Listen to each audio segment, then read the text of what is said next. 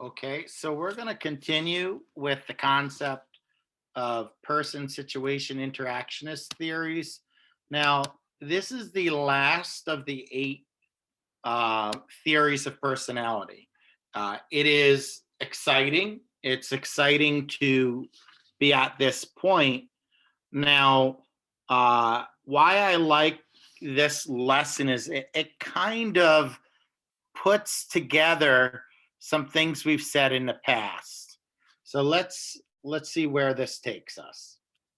So uh, when we think of personality, there are no absolutes. It's very important to understand that there are no absolutes in life, no absolutes in personality. So there's no one who's entirely honest or entirely dishonest. And if that's the case, then what is personality and how do we account for inconsistencies in behavior? So there are different theories to attempt to explain this. We talked about Kurt Lewin, which his equation is behavior is equal to or is a function of both personality and the environment. Now, this particular model uh, allows for internal and external factors to pull upon a person. Gordon Alpert, he believed that we had consistent patterns in predispositions, but our behavior is manifest uniquely to a given situation. And Henry Murray, we talked about earlier his principles of psychogenic needs, internal needs, but he also believed that needs and external pressures or needs and press work together in concert to formulate who a person is. Henry Stack Sullivan, he defined personality as the enduring pattern of recurrent interpersonal situations. Now, it's interesting, all of these names have come up in one point or another in our lecture, so it highlights the multidisciplinary nature of personality. But let's talk about Henry Stack Sullivan. So it's enduring pattern of recurrent interpersonal situations. So according to Sullivan, our personality is elicited by a given social situation. And as a function of that, any disruptance of personality is best explained by something in society. So society causes most of our problems, according to Henry Stack Sullivan. And he also talks about the concept of chums or chumship. And you've heard this word before because you might have heard the phrase being chummy with someone. And that's being overly friendly. So chumship are your relationships with peers, and he emphasized the importance of having good relationships to avoid isolation, rejection, and loneliness. So notice our psychological well-being, our psychological health is determined to a large degree by the reaction of others to us. And Henry Stack Sullivan refers to how we behave as the illusion of individuality. The idea that we have one personality and it's fully stable is a mistake, according to Sullivan. He suggested that we become different people in different situations. And this is because we imagine how others think of us and we respond accordingly. And I'm going to give an example in a minute. But he also says that if people want to get a fresh start, in quotes, they might move to another town where nobody knows them to get the benefit of the doubt. So we become different people in different situations. I want you to think about how you dress. If you were going on a job interview or you were going to work, how would you dress? And then I want you to compare that to when you come home, how you dress, or if you're not going to work, how you might dress. And you will probably notice that you tend to be far more casual in your home. You tend to let your guard down more in your home. And one of the reasons for that is that the people in your home know you and they know more about who you are. So you're allowed to behave in a more authentic way without the fear of overt judgment. So, whereas if you're on a job interview, this is your first impression. And because it's your first impression, you want to make sure that you make a good first impression. Same thing with if you were going out to a dance club, people spend hours getting ready before they go out to the club. And you might ask yourself, well, why are they spending so much time? And the answer is that they want to look as presentable as possible. But let's say a person's in a dance club and they meet someone and they start dating and they become romantic partners. Would that person dress the same way with that individual a year later? The odds are probably not. And the reason is because they've built up more equity with their romantic partner. So there's a less of a threat of overt judgment. Pardon me, I'm turning on another light for additional brightness. So there are these examples where we might behave differently under different contexts or different situations. And, interpersonal psychiatry, which is another one of his terms, said we behave fairly similar over time because we experience very similar social situations over and over and over, and that results in greater consistency.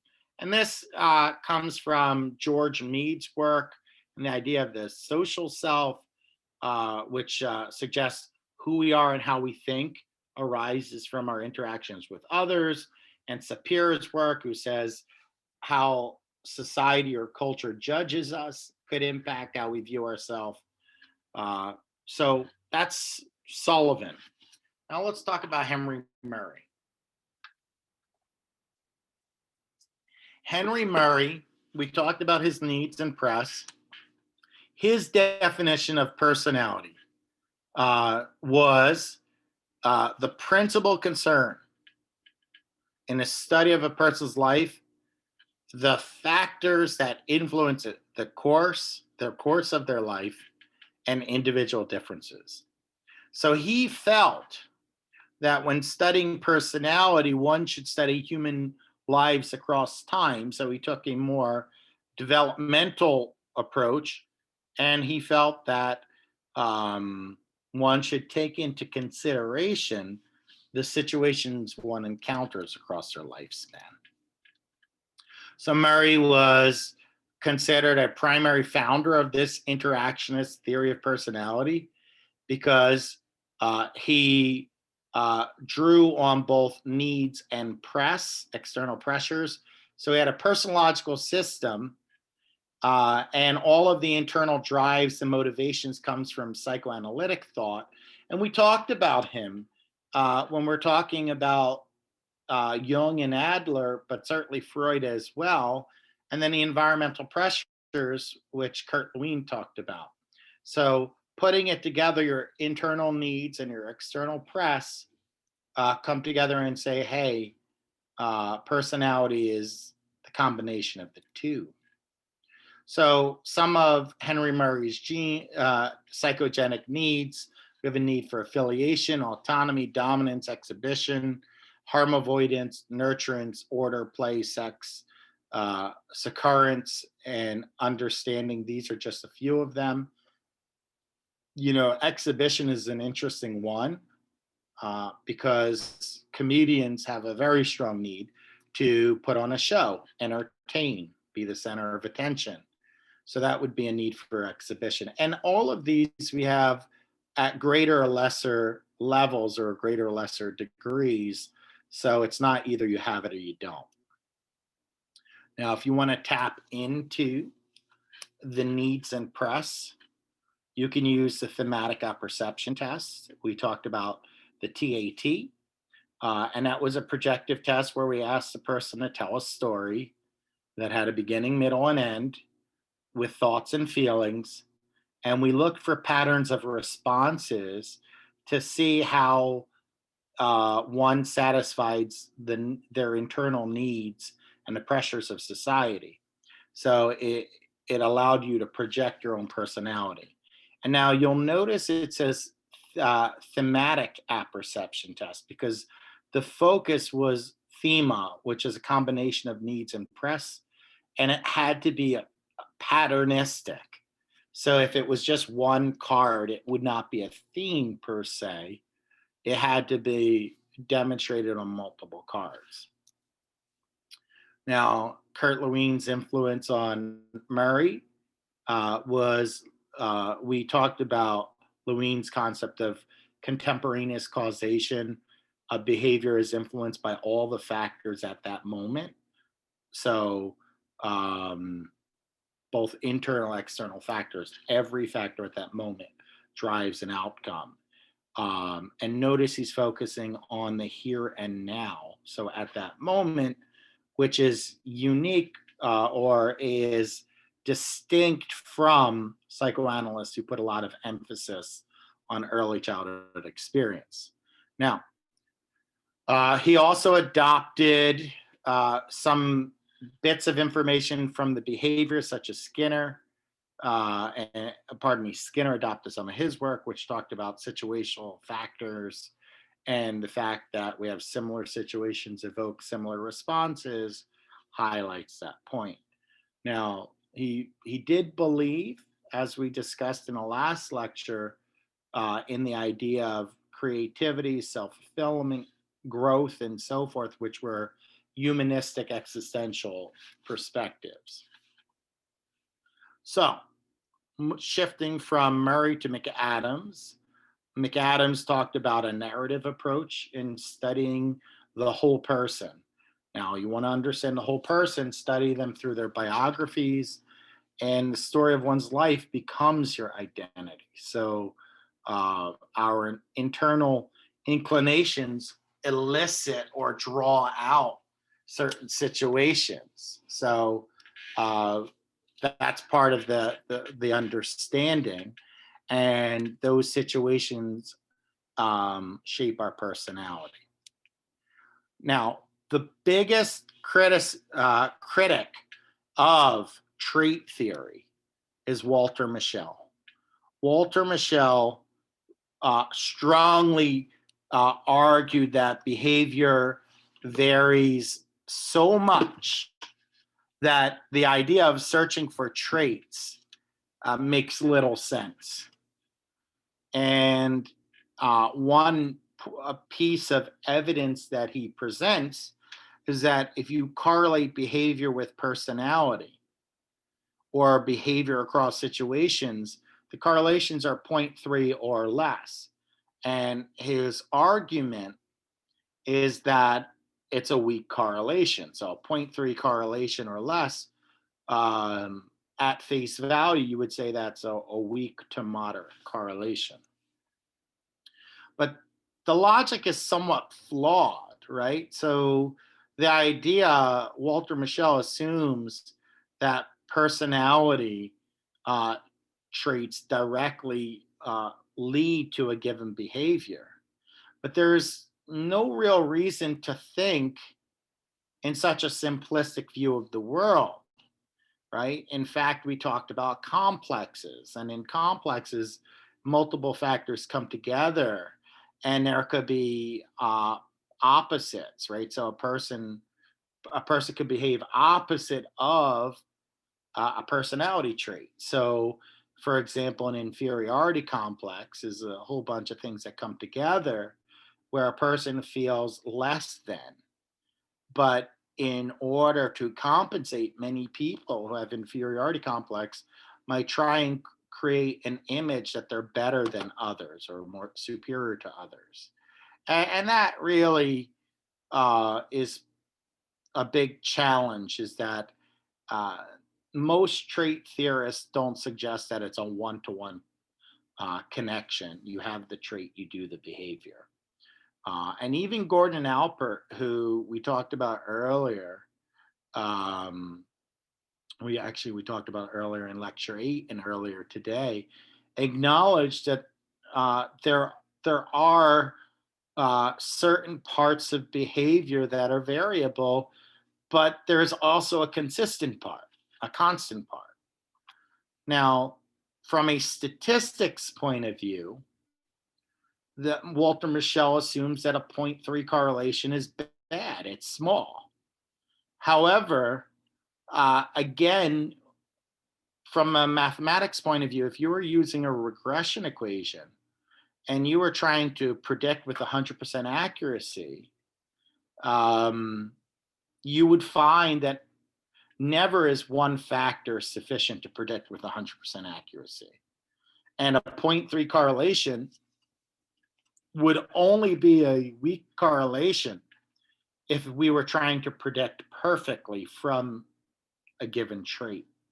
But we know that everything in life is multivariate. Now, the other thing is that trait theory does quite well at predicting behavior. And if you wanted to take another approach, so if you get rid of trait theory, what do you put in its place? And all the other methodology of studying personality that we've listed at the end of each of the lectures, they don't do any better than trait theory. So Walter Mischel, he has a point that we overstate the stability of personality. That's a very good point, and one that psychologists need to hold dear to them, is that personality is less stable than traditional theorists suggested. But that doesn't mean that we throw the baby out with the bathwater. That doesn't mean that we reject trait theory because it's not a perfect predictor. Now, when we think of Walter Mischel and his theory, it's important to understand how he developed. His early work focused on delay of gratification, and the ability to delay gratification is the ability to forego an immediate reinforcer to wait for a better reinforcer. So a person, if I said to you, I will give you $100 today or $1,000 tomorrow, which one would you pick? Most adults would say, I'll take $1,000 tomorrow. And we're able to delay gratification. We're able to forego the $100 because it's much better to wait. But what's interesting is that there's a gradient of reinforcement as well. As time passes, it gets harder and harder not to take the $100. So $100 today or $1,000 in a week, okay, you still taking $1,000. $100 today or $1,000 in a month, you're still taking it. How about $100 today or $1,000 in a year? Many people would have already switched over by this point to taking the $100 because they're not sure where they will be or where I will be in a year. So they're able to just forego, at that point, they're no longer able to forego the immediate reinforcer. But there are factors that play a role in whether one can forego instant gratification. Modeling, right? So if you have positive modeling of delaying reinforcement, you're more likely to delay visibility, and then strategies. So internal differences, how people give to different values people give to different things. So for many people, money is a strong reinforcer. So that's hard to delay, but what if I were offering you a video game? Your ability to delay a video game for something better might be better for if you're not a gamer. So the strategies are more of the cognitive piece. And there, according to Walter Mischel, are four personality variables, things like competencies, your abilities and knowledge, encoding strategies, which is a cognitive piece, right? So your schema, your worldview, and how you encode the information. Expectancies, what do you expect to happen as a function of your behavior? And your plan. Your plan, what do you intend to do? So if you have the previous three but no plan, you're still not going to get a positive outcome. But we all have what's called behavioral signatures, right? So, which is a set of behavior situation relationships that lead to an appearance of consistency. Now, a signature is unique to the individual, right? So, same thing with behavioral signatures, it creates consistency within our behavior. Now, attribution theories, we've talked about attribution, I want to say in lecture 7. And an attribution theory refers to how we draw inferences about other people's behavior. What's interesting is that when we look at other people and we attribute their actions, we attribute their actions to personality, especially in Western societies. And we make mistakes, right? So there's something called the fundamental attribution error, where we give too much credence to personality over the situation. Now, attributions, help simplify the world, but at the same time, they could result in stereotypes, discrimination, things like that. And as it relates to our own behavior, we tend to overestimate the consistency. So, from a modern interactionist point of view, we have to pay attention to the power of the situation and trait relevance. So, talking about the situation, sometimes the situation is so powerful that they override personality traits.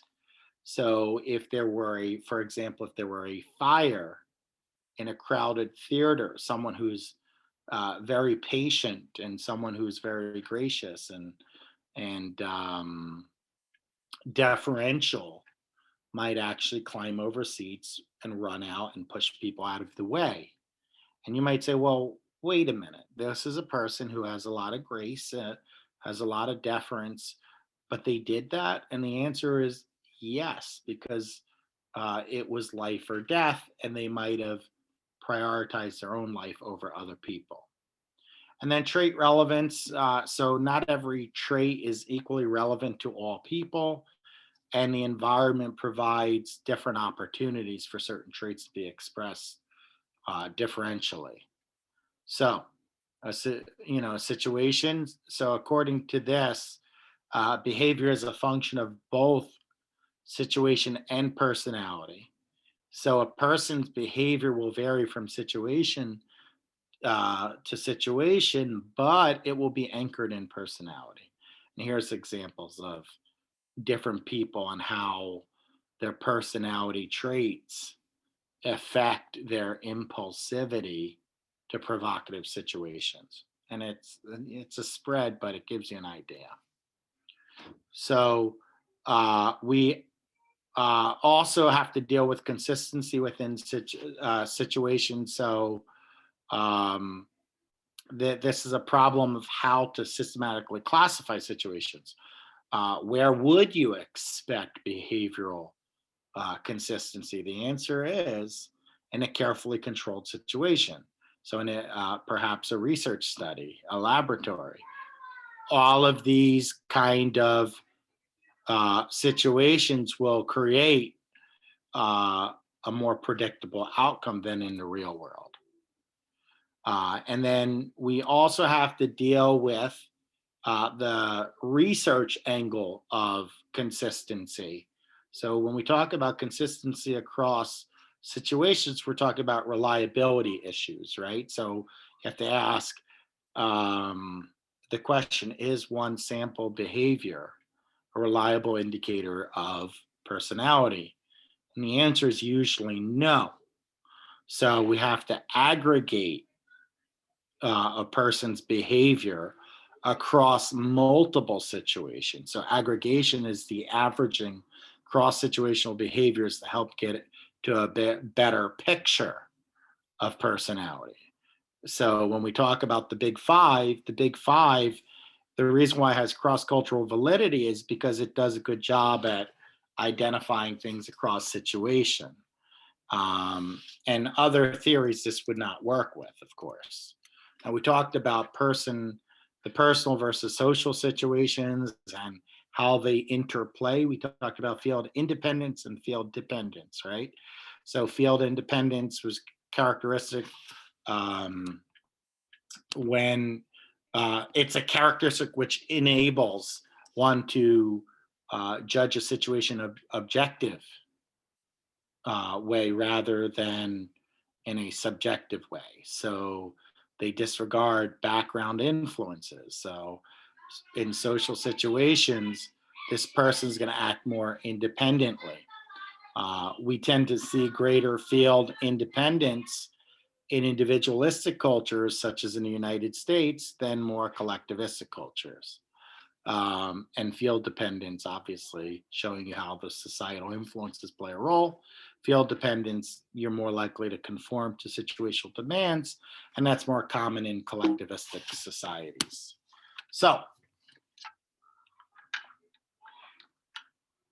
we have to talk about uh, whether self-monitoring plays a role. So if a person has low self-monitoring, they also are less sensitive to the reactions and expectations of others, and in many ways that helps them behave more predictably or more reliably. Whereas people who are high self-monitoring, they tend to be more sensitive to the social influences, and they tend to have more variability in personality. So uh, it's interesting that your internal states across situation affect you. So that results in some people having, like, we have chameleon like people who their behavior changes to a great degree across situation, and it becomes as if they have no stable sense of self. So we also seek out situations that reinforce our self conceptions, and that increases personality consistency. Now, granted, certain situations are stronger or exert more influence in weaker situations. So, how do we study you? Personality. We want to know if personality is stable. Listen to some of the things we've said earlier, which is follow personality through time, right? So longitudinal data allows you to see how personality develops across time. And Block did a longitudinal study at Berkeley that took life data, observational data, test data, self-report data. And what they found was that boys that became depressed tended to be uh, more aggressive, unsocialized, and self-aggrandizing in earlier years. Whereas girls who became depressed tended to be shy, over socialized, and over controlled in earlier years. So it's interesting, these mental health outcomes are linked to environmental factors as well. And overall, boys tended to be more ego resilient, capable of dealing with personal threat a little bit better. So we also have Caspi's study, which is a life course approach, which emphasizes the pattern of behavioral change as a function of age, culture, social group, life events, drives, motives, and traits. So this is just a fancy person situation interactionist theory. Um, And what's interesting is that he takes a constructivist view. Caspi suggests that we actively seek out certain situations, and that help shape personality. And you have the cumulative contiguity. So cumulative contiguity, cumulative means to add up or sum up, uh, and contiguity means in time. So it sums up the various. So long story short, if we're going to take that definition, it sums up the various ways in which personality tends to remain stable, even though there is the possibility of change. So as a whole, personality tends to be stable, but on unique individual trait levels, it could be more um, flexible. We also have Lewis Terman. Remember Stanford University, we talked about IQ. So we took 1,500 plus highly intelligent children and tracked them through adulthood. And what's nice is that's a prospective design. So we're using earlier assessment to predict later outcomes. Um, and survival analysis took personality to predict longevity. Terman did find that people at higher IQ tended to do better in life, and they tended to live longer. Um, and then when we think about the outcomes in general, the research today suggests fairly good personality stability. Here's a lifespan approach. So if we look at trait consistency, in the child and emerging adult phase, you tend to see very moderate correlations. Whereas as you move to early to middle adulthood and middle adulthood to late adulthood, your trait consistency gets better and better. So what's the point? The older you are, the more stable personality gets. And that kind of makes sense because with young kids, small differences can have a profound impact on outcomes. So as you get older, it becomes more and more predictive. Now, readiness is referred to as the extent to which individuals are likely to respond appropriately to a given situation based on previous experiences. You might remember from developmental psychology, Konrad Lorenz, who talked about how we are affected more pronounced at certain periods of our life than others. So for imprinting in chicks, they hatch, and the first thing they see tends to be their caregiver. For human beings, we have this critical period or sensitive period, which goes through childhood up to about 13 years old, 11 to 13 years old, where your attachment becomes fairly stable. And here's another approach when we talk about the model. There's a circumplex model. So there are two planes. There's affiliation and assertiveness. Affiliation is your relative warmth versus hostility. So that's on the x-axis. Whereas on the y-axis, you have dominance versus submission. And what we find is in the top right quadrant, we tend to find more sociable, nurturant individuals. And in Western society, that tends to be the goal.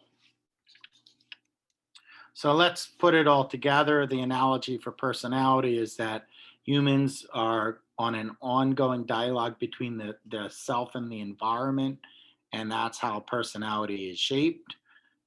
We have strong interpersonal influences on who we are. What's nice about the person-situation actionist theory is that it takes some of the good things from previous models and puts it together. It also explains why we behave differently across situation, and it takes a longitudinal approach, which is wonderful. Now, some of the downsides, some of the drawbacks to this model is that it's hard to define the situation. It sometimes ignores biology. It ignores the complexity of behavior, that it's not a one-to-one situation, as we said. And then free will is only at the margins, so it exists, but to a limited degree. So how do we assess personality? Well, across situations, self-report data, projective data, biographical data, longitudinal data. But what's nice about this is that it recognizes that personalities can change, growth can happen. And as a person seeks out and influences their environment, it could alter their personality characteristics. And that is our final lesson. So let's stop there and we'll end the video. Take care.